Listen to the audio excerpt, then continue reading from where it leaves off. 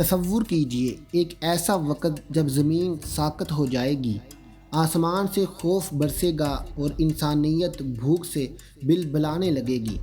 ایک ایسا فتنہ سر اٹھائے گا جس کا دعویٰ خدائی کا ہوگا، جس کے ماتھے پر کافر تحریر ہوگا اور جس کی آنکھ ایک بدصورت انگور کی طرح ابھری ہوئی ہوگی۔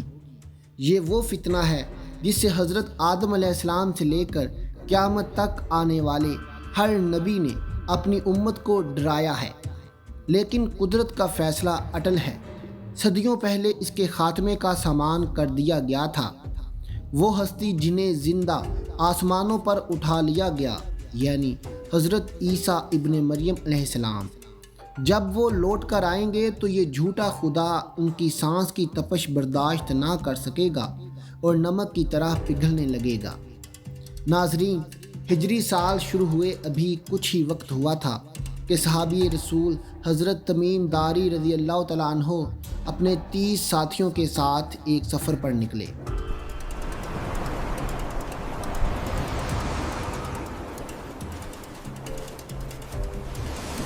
میں تمیم ہوں۔ 1 ماہ سے ہم سمندر میں بھٹک رہے تھے۔ لہروں نے ہمیں ایک انجان جزیرے پر پھینک دیا۔ ہمیں آگے بڑھنا ہوگا۔ سمندر کی لہروں نے ان کے جہاز کو ایک کھلونے کی طرح اچھالا اور پورا 1 مہینہ وہ زندگی اور موت کے درمیان لٹکتے رہے۔ سمندر کی لہروں نے انہیں بے ہوش کر دیا، پھر سمندر خاموش ہو گیا اور ایک ہی لمحے میں کشتی غائب ہو گئی، یہاں تک کہ ان کا جہاز ایک ایسی جگہ جا لگا جہاں انسانی قدم صدیوں سے نہیں پڑے تھے۔ ایک ویران اور خاموش جزیرہ جہاں قدم رکھنے والا کوئی عام نہیں تھا۔ 30 لوگ، ایک انجان جزیرے کا ساحل اور ایک ایسی خاموشی جو چیخ رہی تھی۔ یہ لوگ تھکے ہوئے تھے مگر انہیں سکون نصیب نہیں ہونا تھا۔ تمیم داری پوچھتے ہیں، کون ہے وہاں؟ سامنے آؤ۔ وہ کوئی جانور نہیں تھا لیکن انسان بھی نہیں لگ رہا تھا۔ تمیم داری کہتے ہیں، تجھ پر افسوس، تو کیا چیز ہے؟ اس نے جواب دیا، میں جساسہ ہوں، میں خبریں جمع کرتا ہوں۔ تمیم داری نے پوچھا، کس کے لیے؟ تو کس کا جاسوس ہے؟ اس نے کہا، اس عمارت میں چلو، وہاں ایک شخص ہے جو تمہارا شدت سے انتظار کر رہا ہے، وہ تمہارے حالات جاننے کے لیے بے چین ہے۔ پھر تمیم داری کی نظر اس پر پڑی، ایک آدمی قد میں پورا، جسم مضبوط لیکن ہاتھ اور پاؤں زنجیروں میں جکڑے ہوئے۔ اچانک اس نے سر اٹھایا، ایک آنکھ بالکل بے نور اور دوسری آنکھ ابھری ہوئی جیسے انگور کا دانہ ہو۔ اس نے پوچھا، تم لوگ کہاں سے آئے ہو؟ انہوں نے کہا، ہم عرب کے رہنے والے ہیں، سمندر نے ہمیں یہاں پھینک دیا۔ اس نے کہا، مجھے میرے سوالوں کا جواب دو، کیا بسان بستی کے درخت اب بھی پھل دے رہے ہیں؟ انہوں نے کہا، ہاں، وہاں پھل لگتے ہیں۔ اس نے کہا، وہ وقت دور نہیں جب ایک پھل بھی نہیں اگے گا۔ مجھے تبریہ کے بارے میں بتاؤ، کیا اس میں پانی ہے؟ انہوں نے کہا، ہاں، وہ پانی سے بھری ہوئی ہے۔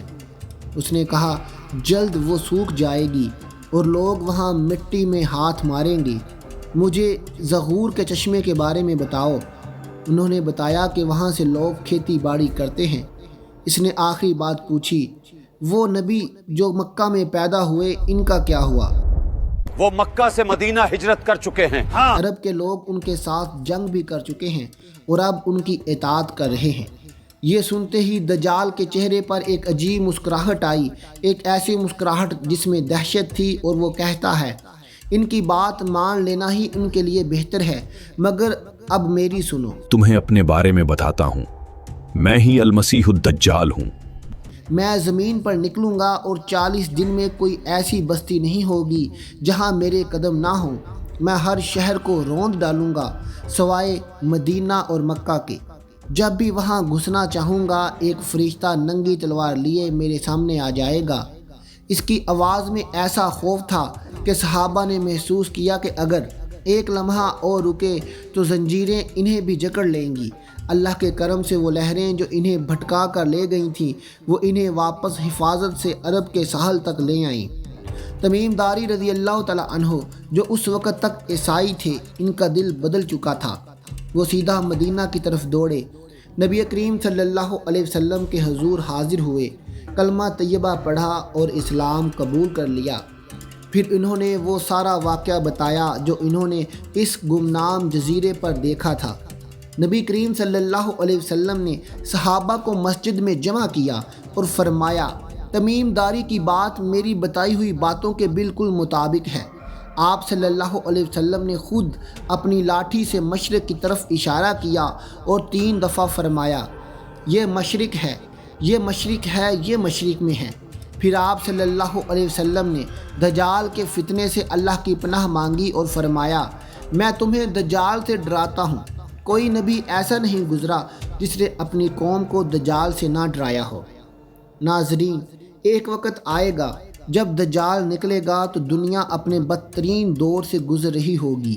3 سال تک بارش نہیں ہوگی، لوگ ایک ایک نوالے کو ترسیں گے۔ تب وہ ظاہر ہوگا، ایک ہاتھ میں روٹیوں کا پہاڑ لیے اور دوسرے میں پانی کی نہریں۔ پھر وہ کہے گا، دیکھو کیا تمہارا رب تمہیں بھوکا مارتا ہے؟ میں تمہارا خدا ہوں، میرے سامنے سجدہ کرو۔ میں زمین کو حکم دوں گا تو وہ سبزہ اگائے گی۔ وہ ایک نوجوان کو بلائے گا اور کہے گا، اے نوجوان، اگر میں تیرے ماں باپ کو زندہ کر دوں تو کیا تو مانے گا کہ میں تیرا رب ہوں؟ وہ کہے گا، ہاں، ان کو زندہ کر دے۔ دجال کے ساتھ موجود 2 شیطان اس کے ماں باپ کی شکل اختیار کر کے کھڑے ہو جائیں گے اور وہ بولیں گے، بیٹا اس کی بات مان لے، یہی تیرا رب ہے۔ اور وہ بدنصیب شخص ایمان ہار جائے گا۔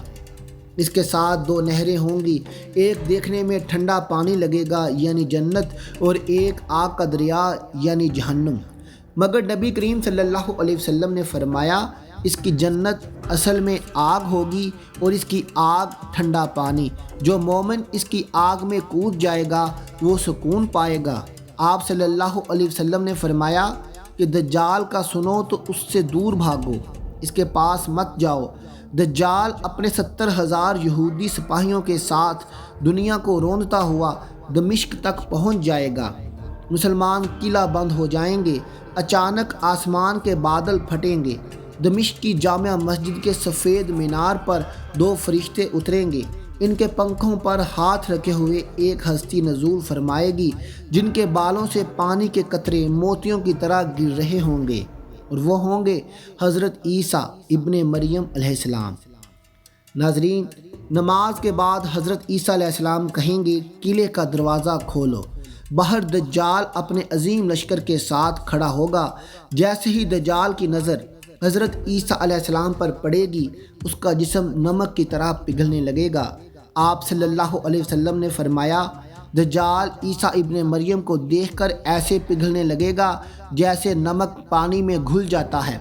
وہ بھاگے گا، دنیا کو ڈرانے والا اور خدائی کا دعویٰ کرنے والا خود موت سے بھاگے گا۔ دجال کو کہیں پناہ نہیں ملے گی، پتھر اور درخت پکاریں گے، اے روح اللہ، میرے پیچھے ایک یہودی چھپا ہے۔